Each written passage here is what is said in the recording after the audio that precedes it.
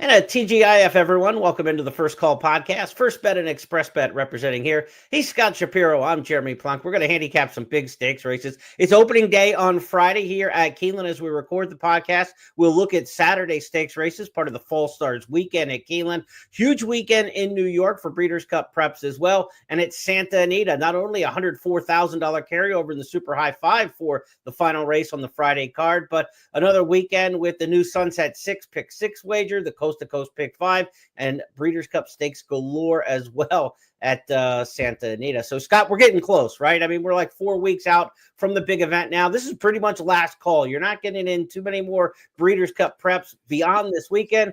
And, oh, yeah, a little ditty called the Arc de Triomphe on Sunday in France as well. What a weekend. Yeah, it sure is a big weekend. You love it, these early fall weekends, as we start to think about the Breeders' Cup. We got college and pro football in high gear, one of the best times of the year. And after this, we're going to be kind of ready to do our handicapping for the Breeders' Cup, other than, post positions and knowing exactly who's in the field. But macro sense, we're going to get a pretty good idea. Yeah, I mean, race replay study, watching workouts, all that kind of stuff gets done well in advance when you got 14 Breeders' Cup divisions to talk about. We're going to talk about 8 stakes races here on this weekend's podcast, as we do each and every week. For those of you watching on X or on YouTube, be sure to share this out, comment in the comment section, help us grow the audience. For those of you on our longtime traditional audio podcast channels, here are the races Scott and I are going to handicap over the next half hour or so. We'll start things out on Saturday at Keeneland with 4 of their 5 stakes races. We're going to handicap the Woodford First Lady, the Breeders' Futurity for the 2-year-olds, and the Coolmore Turf Mile, $1.25 million big purse in that one. To Santa Anita on Saturday, 3 of their stakes races will be in our docket. It's the American Pharoah for the 2-year-olds there, the Rodeo Drive in the Filly and Mare Turf Division, and the Oakleaf for the juvenile fillies. Keeneland has the Alcibiades on Friday, the Oakleaf on Saturday for the 2-year-old fillies at Santa Anita. And, of course, Belmont at the Big A on Saturday. The one race we're going to spotlight is the Champagne for the 2-year-olds, but there's also the Frizette coming up this weekend. So we're going to know everything we need to know about the Breeders' Cup Juvenile and Juvenile Fillies divisions after the end of this weekend. Want to remind you also a big Saturday at Woodbine. We're not going to handicap those races here on this podcast, but we've got a money back special for you. Get up to $10 back on your win bets on the 3 big stakes races Saturday at Woodbine. Those are the Nearctic Stakes, the Dance Smartly, and the Canadian International. Good set of races at Woodbine coming up on Saturday. I've got those covered for you in a blog called 18 Stakes in 18 Sentences. We take the Express around North America with all the big stakes races this weekend. Check out that blog at expressbet.com and also at news.first.com. Some of those Woodbine selections, all 3 of those races are included in that blog. But, Scott, we want your opinions on this podcast, so let's get rocking and rolling at Keeneland on Saturday. Race number 6 is our first handicapping chore. It is the Woodford Stakes, 5.5 furlong turf sprint. In this one, we've got a field of 9, not the capacity field we often see in these turf sprints. And I like to say in a turf sprint with a big field, it's about trip and chaos, and the best horse doesn't always win. But you start getting a little more room to operate on the turf course, and these races become a little more predictable, I think, in the turf sprint ranks. How do you see the Woodford shaking out? It's an interesting point. This is usually the oversubscribed or full field, and then the grade 1, the 2-turn turf races are bigger fields than we're used to seeing, particularly the First Lady, which was standing room only. But world record, who's one of the potential speeds in here, is going to run in the Phoenix, I believe, later on today, recording it on Friday. So he's out of here. It still should be an honest pace. You've got Joe Shiesty, who missed the break last time, but otherwise has one way to go, and Don Show amongst others. And I think what comes to trip, like you said, I don't know if Governor Sam is the same horse he once was, but I think we're going to get the answer today, and hopefully at a decent price, better than most of the price he's been thus far. He's just going to get a really good trip. He's got the tactical speed. He's cutting back from a 6.5 furlong race at the Franklin Simpson at Kentucky Downs grade 1 in name only. So I won't say class drop, but I think he's just going to get the perfect trip here. George Weaver cooled off a little towards the end of the summer, but 8 for 35 over his last 30 days. So Governor Sam, I think this is one last shot for him, to get back to his best. Last year, he won over this course in the Indian Summer. It's a 2-year-old. He's now 3 going against elders. His big stakes win at 3 was the Quick Call at Saratoga. Let's go back and take a look at that one. Wheat Joe, they're at the top of the stretch. Ortley Avenue Now here's Governor Sam, cut loose and blows on by at the 8th pole. On the inside, no evidence, trying to get into second, and they're followed by insubordination. It's all Governor Sam making short work of the competition in the quick call. Governor Sam airs. George Weaver won. You've got the right guy in the saddle, Irad Ortiz Jr. Get this, Scott. Turf sprints at Keeneland. How do you like a 30% win rate for Irad?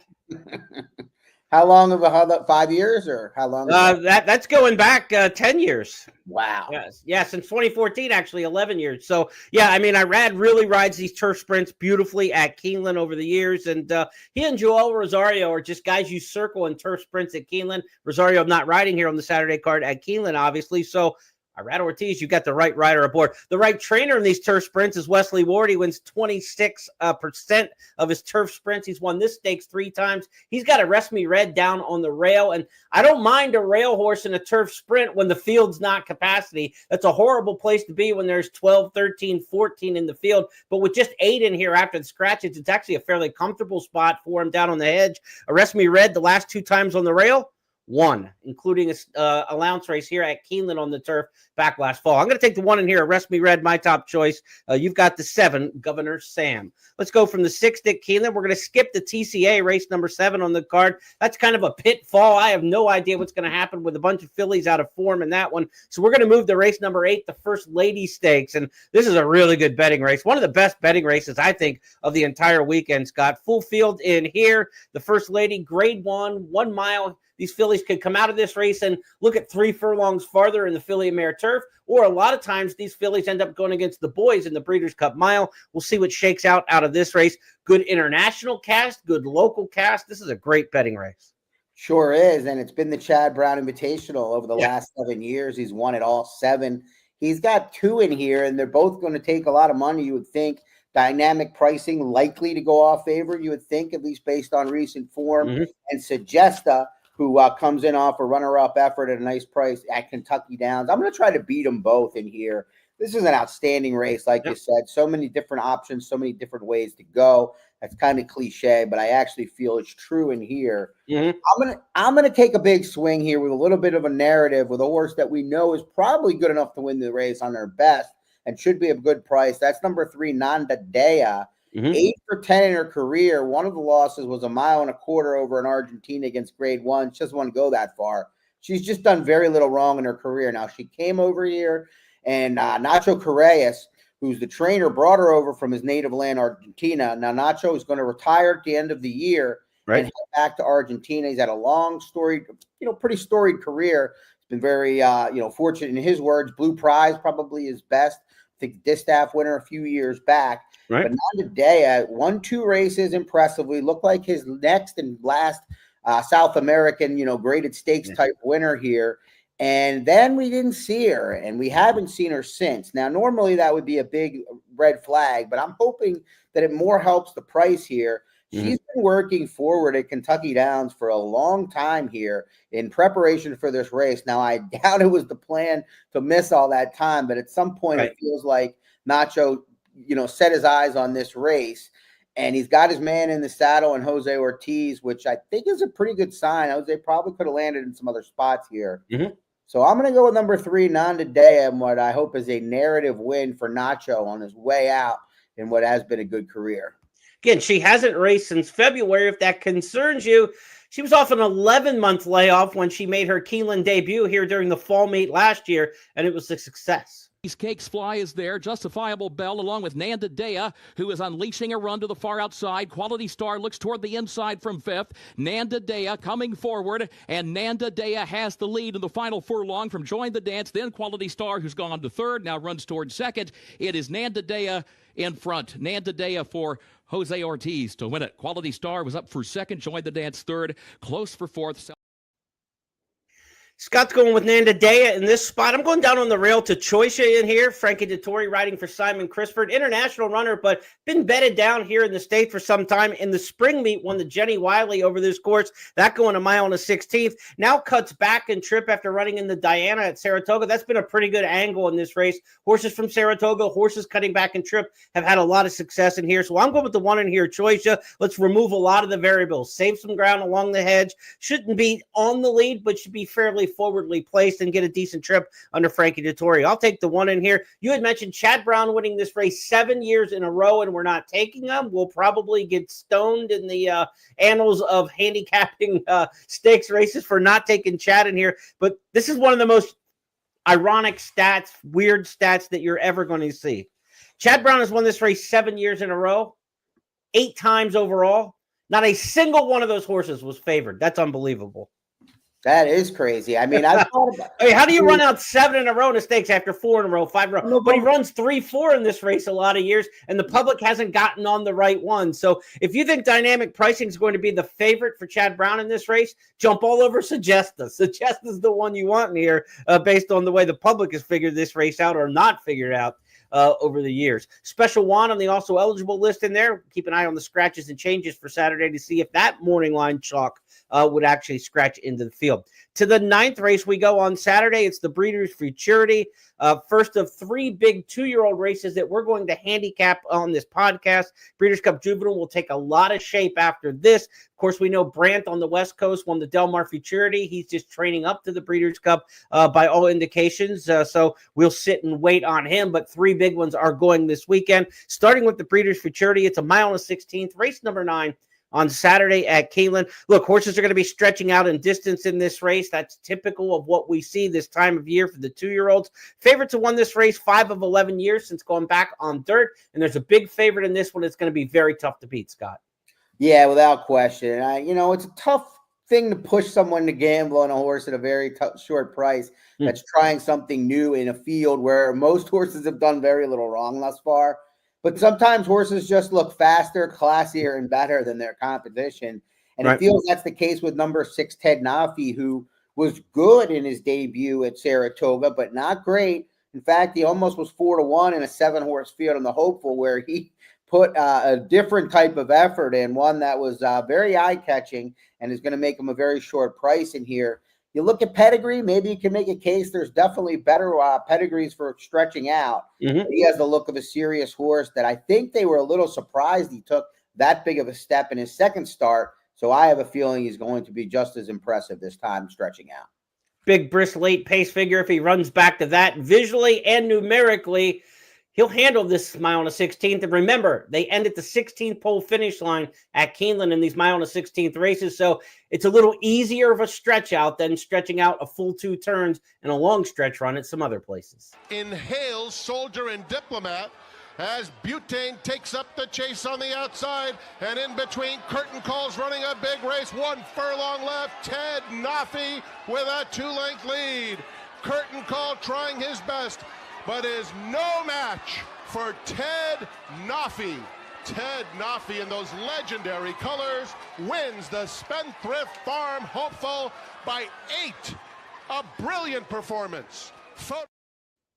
8.5 lengths, the official margin in there. Good call by Frank Miramati. Ted Nafi's competition here could come from Ewing, the son of Nix Go. Nix Go won this race as a 70-1 long shot back as a 2-year-old. Boy, what we didn't know then would he turn out to be. And, of course, Nix Go would come back as a 4-year-old, win an allowance race at Keeneland that set him up for the Breeders' Cup Dirt Mile, which he also won at Keeneland.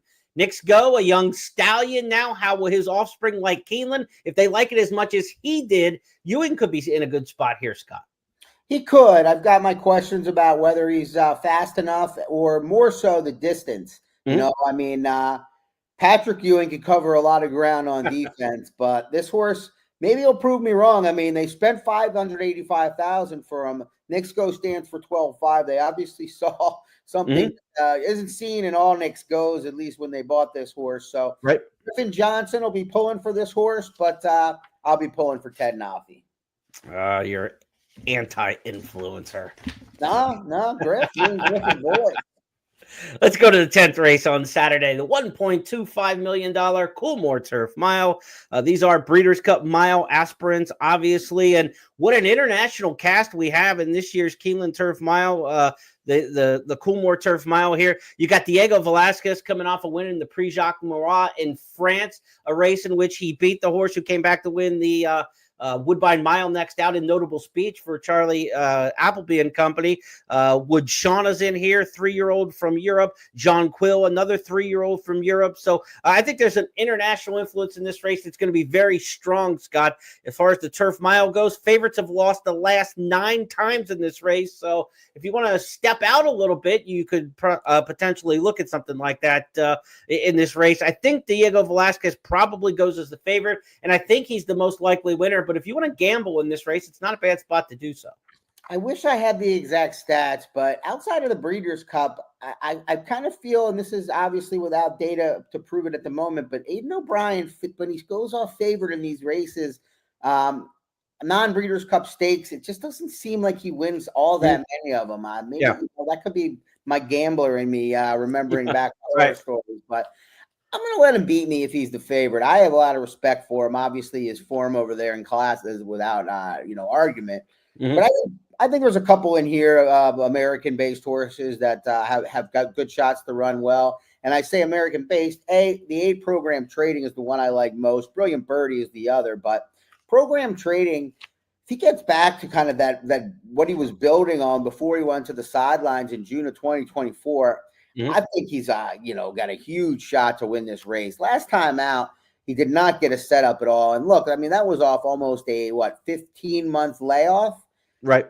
He ran a good second. I know he was 1-2, and Chad Brown horses can be, should be ready to fire fresh theoretically, but Donegal momentum had everything his way that race. Yeah. He's in here as well. As we'll take a look back at that in a moment, but he's on the rail, but he's not almost zero shot of having things that easy this time.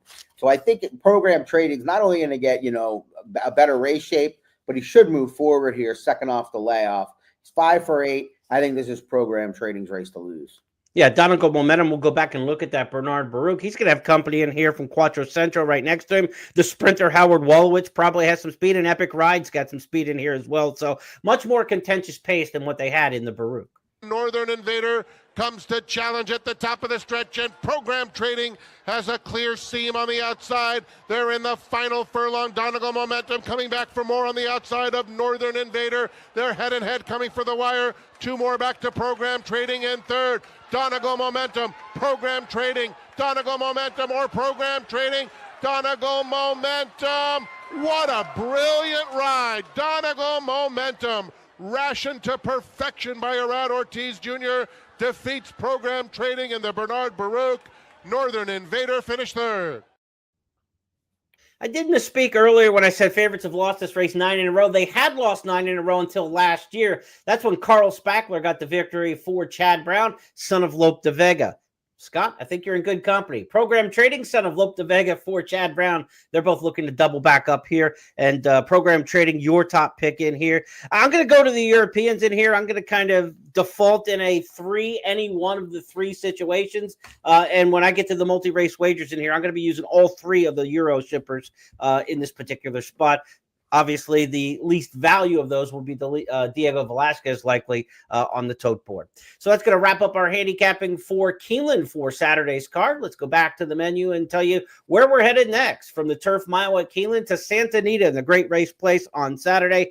Big stakes card on tap for the second weekend in a row. It's the second week of the September or October meet here at Keeneland. Or at Santa Anita, I should say. The American Pharoah Stakes will be first up in race number 3 that we handicap. We'll also look at the Rodeo Drive and the Oakleaf. American Pharoah, our second 2-year-old stakes race that we handicap here. We've got the big favorite in Ted Nafi at Keeneland in the Breeders' Futurity. When we get here to the American Pharoah Stakes, this race will have a solid favorite, I think, in Desert Gate, runner-up in the Del Mar Futurity for Bob Baffert.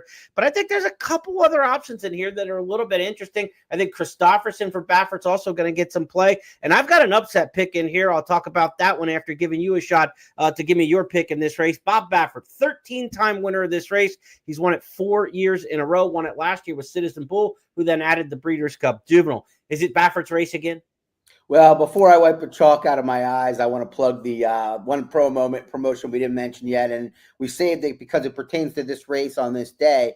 It's the Breeders' Cup Bankroll Builder. It's a new promotion we're running. I think there's 12 opportunities, and each day there's a select race. You want to go to the promotional landing page for details. I also discuss it in a Santa Anita Spa Plays blog. That'll be up on both the First Bet and Express Bet blogs, but it's pretty simple. You just want to bet $25 on these races after registering for the promotion, and you'll get $5 in bonus bets for Breeders' Cup because they're going to pop into your account on Halloween, and you'll be able to do with them what you will. So the opportunity is to get $5 at 12 different times. You can do it once, you can do it 6 times, as much as you want.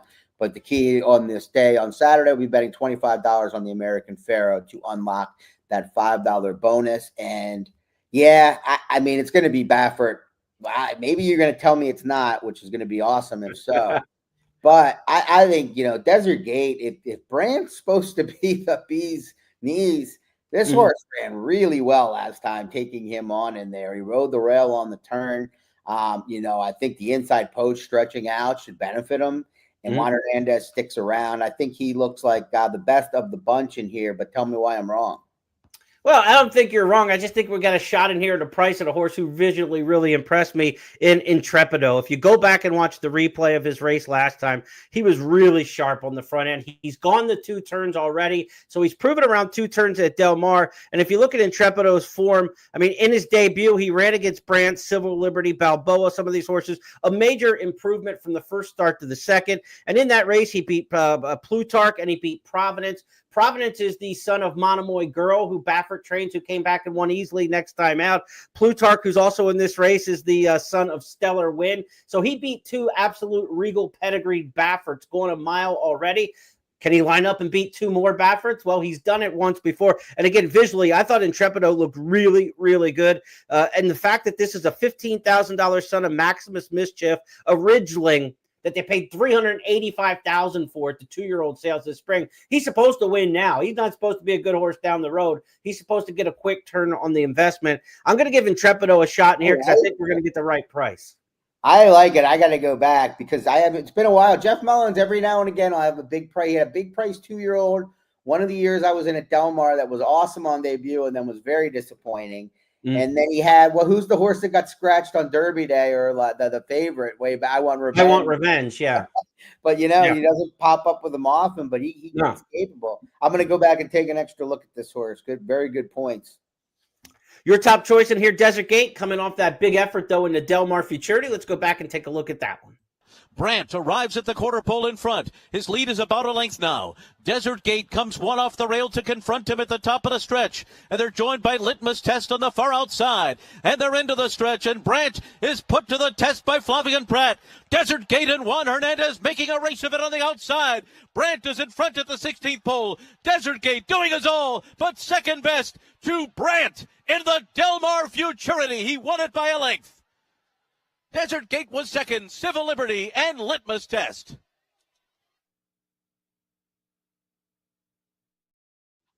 Heard the name in there of the 4th place finisher in that race, horse coming back, Litmus Test, running at Keeneland. So if you're going to do a little trip handicapping, kind of knock out 2 birds with 1 stone, check out Litmus Test in that race, who's headed to Keeneland for the Breeders' Futurity. I'm going to swing for the upset in the American Pharaoh. To the Rodeo Drive Stakes, we go in race number 8, 1.25 miles on the turf.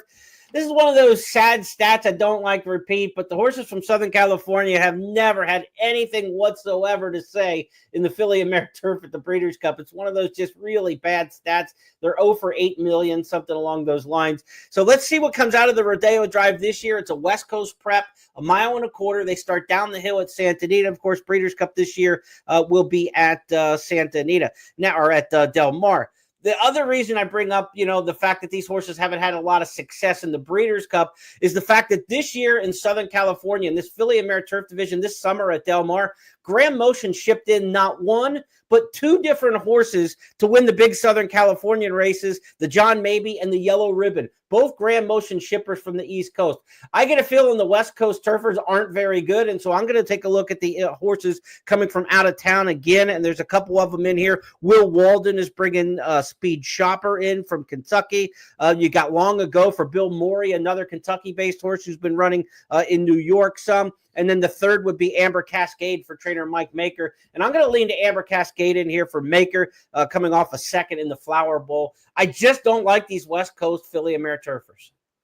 Me either, but I don't like Amber Cascade. I never have, but maybe Maker has moved her forward, you know. And I mean, I think last time was the time you wanted to bet her at 15-1, but I am going to go on the record and saying your over stat is not in jeopardy here in 2025. This race is not going to produce a Breeders' Cup winner, or I'd be shocked. But yeah, I thought Alpha Bella ran well last time. She had it her way last time. This is a horse that had been going in these route races on the turf for Todd Pletcher. For whatever reason, they took some shots in the dirt races when she moved into the John Sadler barn. It looks like some sort of, I don't know. I don't think it was a private purchase. I think they just moved her out west.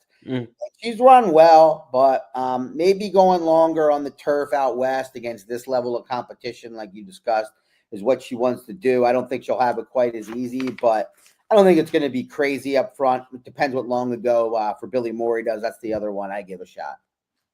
She was a winner last time out at Del Mar on the front end. There's not much pace in here. Long Ago, the horse for Bill Morey coming west, maybe the only other one to kind of want to go with her early. If she gets the same kind of trip, she'll show you what she can do with it. All the way so far. Sunset Glory's being asked for more speed. Mrs. Astor has saved every inch of ground, and now she'll angle just off the rail as they come to the top of the stretch. Alpha Bella turning for home in front. Mrs. Astor guided to the outside of her. Kentucky Gal down the center of the course. Alpha Bella still there with a furlong to run. Mrs. Astor not getting to her late. And it's going to be Alpha Bella to take him every step of the way. Starry Heavens got up for second inside of Miss. Alpha Bella, Scott's top pick there in the Rodeo Drive. It's race number 8 on the card at Santa Anita, which means it's part of the new Pick 6, the Sunset Pick 6. Final 3 races on the card at Santa Anita, matched up with the final 3 races on the card each racing day at Gulfstream Park. So that unique Pick 6, it's no call players allowed in there. It's retail only, as they say in marketing spheres, and a chance for the $1 Pick 6 there that has 2 stakes races at Santa Anita. 8, 9, and 10 will be the Santa Anita races, including the 9th race, which is coming up here on our podcast, Oakleaf. The Speakeasy is the 10th. It's 3 straight stakes races. Well, all stakes. Yeah, non-graded stakes. So that's a good opportunity for sure this week. You know, whenever you can get 3 stakes races with pretty solid turf fields, you got to be, or two solid turf fields, you got to be happy. Now, I beat my head into the wall trying to beat Baffert in the 2-year-old colt race in the American Pharoah. He's a 13-time winner. He's also a 13-time winner of the Oakleaf. And guess what, Scott? I'm going to try to prove Einstein right in Insanity and look for a different result doing the same thing. I'm going Bonsai Betty in here. This was an incredible close in the debut after being left at the start, rallied, galloped out way in front. I think this filly's got a future for George Papapadramu. I'm going to take Bonsai Betty on the stretch out in here. Out of a Lemon Drop Kid mare, bred to go long. I'm going to take an upset shot here. Look, Baffert's won it 13 times, but he's only one of the last 5. And for him, that's a drought in Southern California. Man, you're embarrassed. Well, you might not. Maybe this won't be embarrassing come Saturday night when the results come in. But right now, I'm embarrassed with my lack of creativity. I just look at those Baffert numbers and just kind of buckle. Bonsai Betty did come with a strong late close, but they really did go at it. She's going to be a good price. I mean, no doubt about it. And you know who isn't going to be a good price? My top selection, Explora, who moves outside for the first time and the blinkers come off. Bob Baffert always has been really good when taking the blinkers off for the first time, especially on these young horses. You combine it with an outside draw. You know, she has to answer the distance questions, but you want to talk about pedigree. I mean, she's ready to go 2 turns immediately, you know. So the fact that she was able to win early shows that she's probably got a lot of talent, a lot of speed, and she just comes off an absolute fast bullet work. 5 furlongs, best of 110 5 furlongs and 59-3. So Explorer to me will be a short price, and we'll try to hope that Jeremy doesn't embarrass me too much on this week's podcast. She been 1 to 5 and 3 to 5 and 2 starts, and she just outworked 100 older males. So, trying to beat her is probably not the way to go. But she did get beat last time in the Del Mar debutante. Let's go back and take a look at that race over 7/8 down on the shore. Them in fourth, and they're into the stretch. Explorer the leader. On the outside, Bottle of Rouge comes on. Hamika's given way. It is down to Explorer and Bottle of Rouge with 1 furlong to run. La Wally is third and trying to come and get them. Explorer, Bottle of Rouge, and La Wally on the far outside, but it's Bottle of Rouge and close to home. Bottle of Rouge wins the Del Mar debutante. Explorer was second. Explorer second in that one. She'll look to one up the performance. Doesn't have to worry about Bottle of Rouge this time. There's not much speed in this race. I know she went super fast in that race and got caught at the end, but she'll be able to go slower in this one, obviously, at a mile and a 16. Not going to be throwing 44s up there. There's nobody to go with her, really. I mean, she's got the control of the race. Hamika, her stablemate, might be the closest to her early on, and the two Baffords aren't going to go after each other in attack mode. So you've got the right horse in there at a short price, but why not? I'm going Bonsai Betty. I'm going to be Bonsai Plunk this weekend. We're going to pull one of these out. Well, you should back it up. You just basically made a great case for Explorer, so I hope you play a 6-1 exactly to back it up. Well, there's nothing wrong with that. If you can get a price second behind the chart, or one of them, yeah. So exactly. You know, in terms of gambling too, like if you have a long shot that you like, you always want to get win money on them. No question about that. You don't want to have a horse come back and pay $20-$22 and you don't have anything on the top end. But there's nothing wrong, instead of going in the place column, of going the back end of exactas, because that's going to pay better than the place more often than not, especially if you can focus those exactas and not worry about wheeling a horse second and things like that. Obviously, if you like a Bonsai Betty like I do in this race, you'll certainly want to get some exactas with that one as the runner-up, because if she runs a good race and runs second, you know, you could turn her into a 10-1 proposition with a $20 exacta, perhaps, you know, being underneath a horse that's more logical. Let's go to the Champagne Stakes, our final handicapping destination this week on the podcast, to New York. It's a big weekend in New York. They've got stakes races on Friday, big stakes day on Saturday as well. The Champagne is the one we're going to look at, which goes as race number 7 on the card. It's going to wrap up a big 3 stakes weekend for the 2-year-old colts in the juvenile division. We started at Keeneand with the Breeders' Futurity. We talked about the American Pharoah at Santa Anita. And now to the Champagne we go. One turn here. The difference between this race and the 2 in California and in Kentucky is they're going to stay around one turn in the Champagne at a mile. You've got a big time favorite in this one. It's Our Time. Scott, how good was he at Saratoga? He was awesome, and I'm going to close out my Chalk Piro try here with I mean, to me, it's interesting that Tom Amoss opts to keep this or ship this horse back. At first, I thought he kept it in New York, but no, he brought him with him to Louisville, where Tom lives and has, his main string this time of year. And he ships this one back and keeps Big Dom McKeeneland for the quote unquote, what you would consider a more prestigious race, in my opinion, to Tom, who lives in the area particularly. But, I think I'm taking it as this is the horse he wants to win the Breeders' Cup Juvenile. And this is a nice progression. The 6.5 to the 1 turn mile will set him up. I think this horse, Hero Declared, the horse that this horse beat by, yes, this isn't going to be a mistake, 17 lengths, as we'll take a look shortly. Hero Declared was like the biggest 2-year-old steam in the month of August on the Saratoga backstretch. And he toyed with this horse. So I think this is a serious horse. Tom will probably be a little quieter this time. He talked a lot when Hoosier Philly was a serious filly, and it didn't work out for her. So you might not hear the Derby gushing like last time. But, man, this horse was awesome. You expect Tom Amoss, the New Orleans mouth, to slow down when he's got a good one? I don't think so. I think he's going to be hyped about this one, especially after this victory you'll see here. Next and cost-effective, top of the stretch. It's Our Time has run right by Hero Declared. It's Our Time opens up authoritatively. Hero Declared is back to second, followed by Forever Man in third. What an awesome performance from It's Our Time. He's going to win by the length of the stretch. It's Our Time by close to 15 lengths. Hero Declared held second, and then Renegade, Forever Man, Supreme Good. couple points about this one. I think you are playing the long game here with this horse because he has been treated with kid gloves since that last race. Look at the workout tab. Gets back to the workout tab on It's Our Time. Ran August 16th, back on the workout tab on September 5th. So that's about 20 days after the race.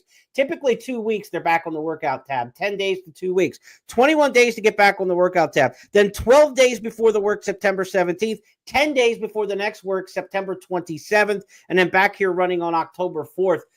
It seems like they didn't want to be either too cranked or that last race took something out of him. That's the question mark as a handicapper. Was he baby for this race because they're just going the one-turn mile and they want to peak for the Breeders' Cup? Is he playing the long game and playing chess here, or did this horse not come out of that big effort that great and needed more time to get back to the workout tab and space the workouts out? That's the question mark. The real positive, though, Luis Saez is going to ride this horse at Belmont on Fall Star Saturday at Keeneland, where he's been the leading jockey at Keeneland like 10 times in the last, 20, 25 meets at Keeneland. So that's a significant statement that he thinks this is his Breeders' Cup horse, not just a Champagne horse. So a little bit of mixed signals there. He's going to be awfully tough to beat if he runs back to that race. No, that's phenomenal information for the listeners. I mean, that is all difference making. Could prove difference making stuff. To me, the Saez stuff is the more obvious look, but when you look at how they've handled him since, I also just have a feeling, and it may come back to haunt, I think the Hoosier Philly situation is going to be fresh in his mind. It's the last time he had a horse that got the gushing going, and he was very aggressive with it and, didn't back down from it. I don't remember if he gave more time after I don't remember it being the case. And, right. And then Tom has as many good horses and as many races as he's won. This is not something he's had, it's been recent since he's gotten these big ticket items. For a long time, he was more claiming, grinding, and some babies and stuff like that. But this is, it's a very interesting read. And I looked at the field beforehand, before I got to the horse, second page, and I'm like, oh, this is interesting. Oh, this is interesting. I think Curtain Call is interesting in this race. There's some horses that Talkin ran well in this race. Last day on debut. There's some interesting alternatives if this horse doesn't fire. Yeah, I thought the late brisk pace figures in the Hopeful were really good for II and Curtain Call in there, and we know how good Ted Nafi seems to be. So, I think those are the obvious horses that if It's Our Time isn't up to snuff and doesn't run anywhere close to what that debut win looked like, those would be the logical horses out of the Hopeful for me. So Curtain Call, II, the ones to also watch in there. Look, I've been around 30 years in the game. The first 20 years I was around, I would have asked the trainer, why the gaps in the workout tab? Are you playing chess? Or you whatever? I've been around the last 10 years to know that they were lying to me the first 20. So it wouldn't matter if you asked the trainer what they were doing, what the game was. If the horse had a problem, they wouldn't tell you. If they were playing the long game, they wouldn't tell you. So, that's the chess game too when it comes to the racing press. So when somebody says as a handicapper, well, you insiders know. No, that's not the way it works. It's like you talk to people and they tell you one thing and something else is going on. So look, as a handicapper, we're in the same boat. We've got to try to figure this out to cost, benefit analysis, whatever you want to say. If you think this horse is anywhere near what he has been, and is going to come back and run that sort of race, then it doesn't matter what the price is. And here you think he's the winner, you single him in a multi-race wager, you move on, or you try to find a price underneath them in an exotic. If you think from the contrarian standpoint that maybe there's a little red flag there, then you try to beat him with somebody else and you'll get paid right if you do so. So that's what the gamble's all about in this spot. I don't know. I think he's fine. I think they are playing the Breeders' Cup long game. If I had to guess, but at 1 to 5 odds, 1 to 9 odds, this horse is going to be destroyed on the tote. I wouldn't argue with somebody that went for Curtain Call or II or somebody else in this particular spot, especially as good as we think the Hopeful winner, Ted Nafi, looked last time out. So that'll wrap up our handicapping for this weekend. A lot of big Breeders' Cup races for you. Scott mentioned that Breeders' Cup bankroll builder, the promotion that we have, the American Pharoah Stakes on Saturday, bet $25, get $5 back. That also goes for Friday's Alcibiades at Keeneland. So feature race Friday at Keeneland, race number 9, the Alcibiades. You'll get $25. If you bet $25, you'll get $5 back in your account.